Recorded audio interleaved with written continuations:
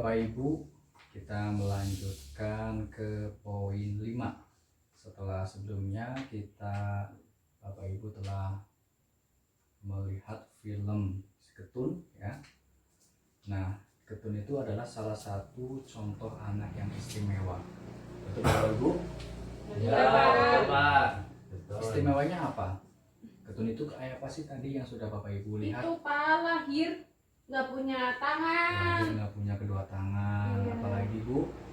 Terus dia pintar apa main apa kayak Piano. Main piano. Pakainya apa Bu?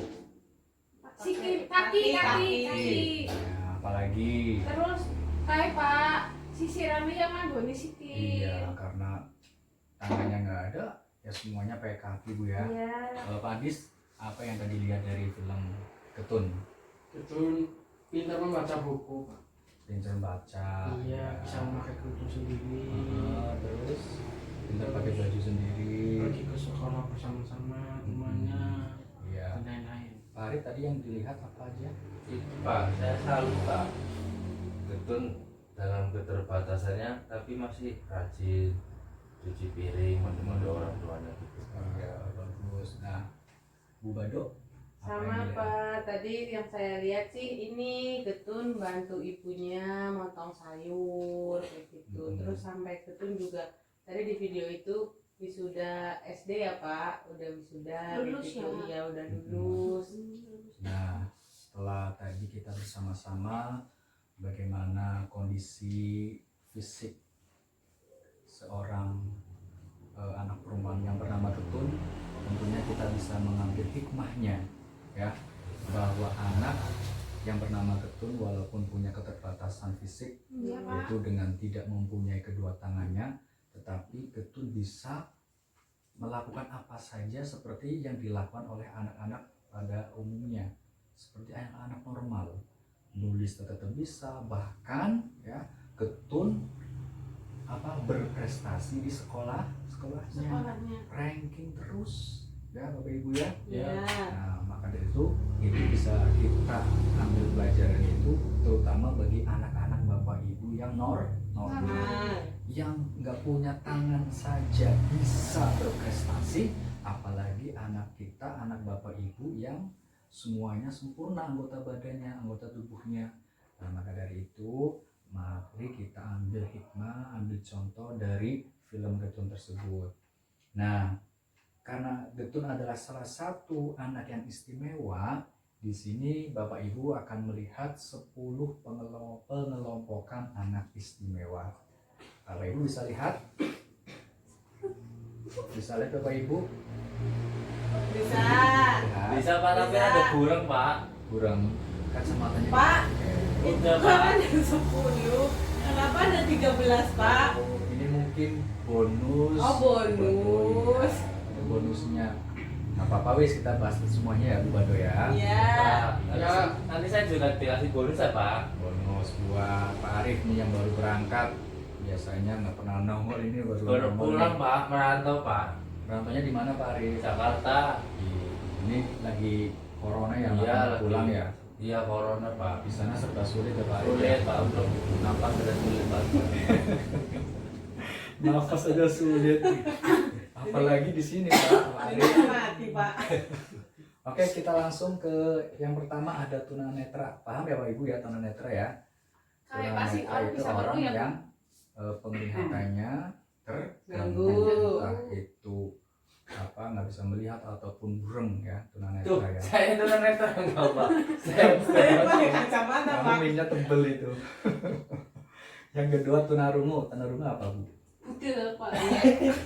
Nggak Kita bisa budeti.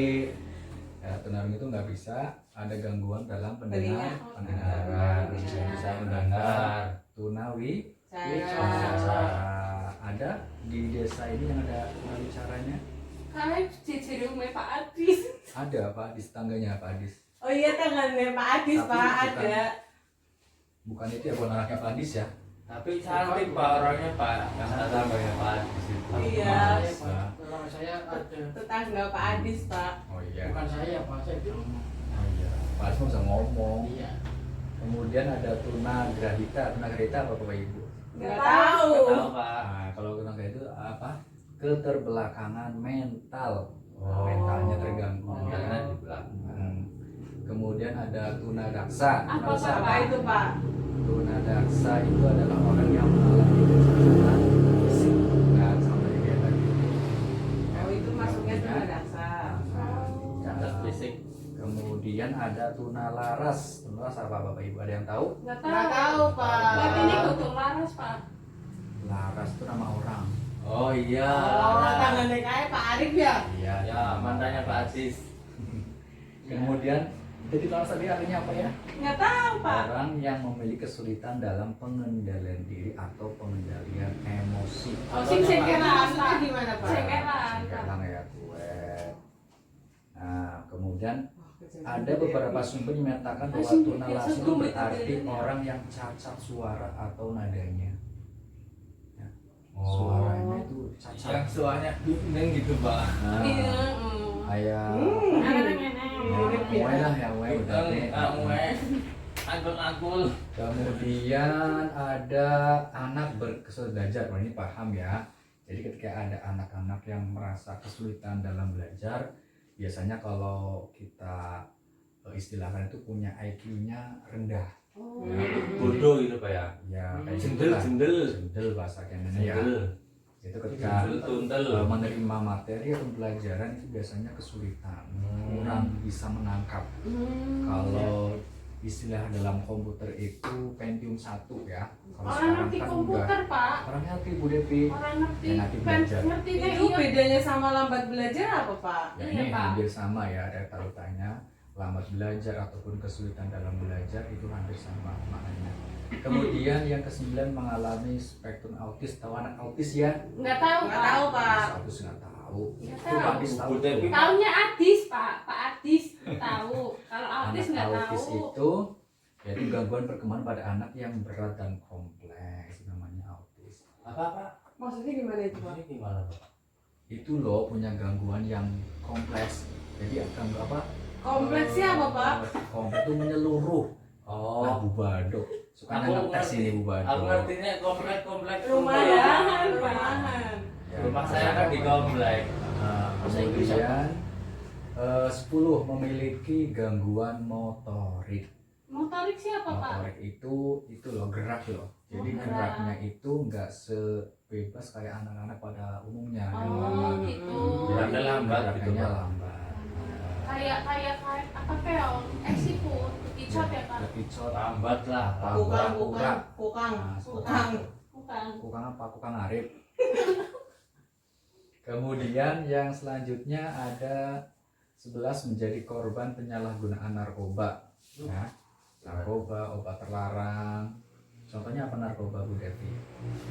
Sarapan bubur. Ya sabu. Sabu. Terus apa lagi? Bu Bado yang tahu, yang ibu tahu apa? Ciu Pak Ciu. Ciu termasuk narkoba juga ya. Ganja, ganja. Ganja. Terus Apa lagi? opium. Nggak tahu. Tahu, Nggak tahu, Adik Pak. kayak pas Tahunya sianida sih tahunya sianida Paragon, apa Pak. itu pak? Sama Cyanida Iya sih mau itu tipi-tipi kayak sih pak. termasuk narkoba. Oh narkoba. Yang kasusnya siapa? Mirna ya? Nggak tahu pasti jadi nikmati sih pak minum kopi sianida. Gitu. Kemudian Kalau itu sih pas zat adiktif pak.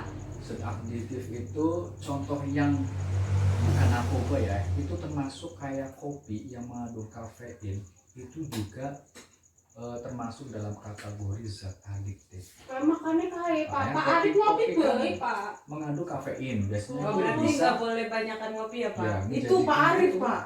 menjadikan apa namanya Tergantung. ketergantungan. Iya. Ya. ngopi Pak, ngopi biar Biasanya nggak oleng kalau Pak. nggak ngopi itu kayak Oleng. nggak apa kurang seret gitu. Kayak apa Kurang. DP kayak rokok pak berarti ya. Nah, itu sama saja ya. Jadi pada kopi itu yang mengandung kafein, dalam teh yang mengandung tein juga itu termasuk dalam golongan zat adiktif. Terus. Disibet Pak, Jadi kita disibet. kalau minum kopi, teh itu ya sewajarnya saja. Wajarnya sehari 3 kali ngopi. Lebih cukuplah sehari sekali. Sekali tapi segalon Pak. Tapi enak Pak. Enak ya? Enak. Enak, Pak. Kalau nggak ngopi oleng Pak, kapan mau oleng? Ya Kak Arif Aktif ya, itu Pak. sukanya ya. Iya.